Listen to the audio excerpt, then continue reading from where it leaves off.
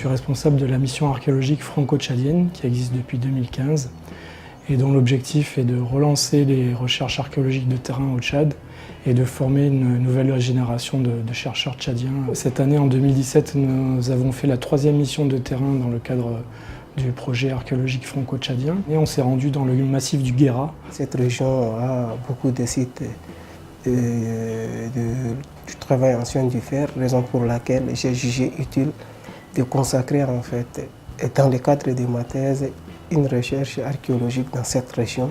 On a fait une mission relativement courte, 10 jours seulement sur le terrain, mais on a eu beaucoup de résultats très intéressants. On a découvert des sites qui datent probablement du néolithique, c'est-à-dire de l'âge de la pierre polie. Nous avons ici des types de déchets métallurgiques.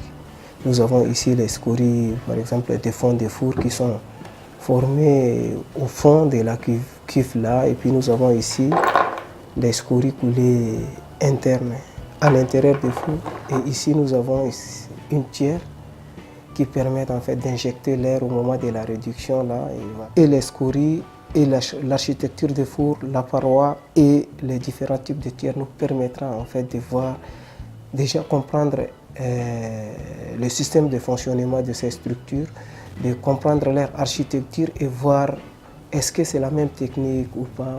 On a également trouvé dans les montagnes autour du village de Corbeau des probables traces de peinture. Ce n'est pas des dessins figuratifs comme on en connaît dans les Nédis ou dans le Tibesti.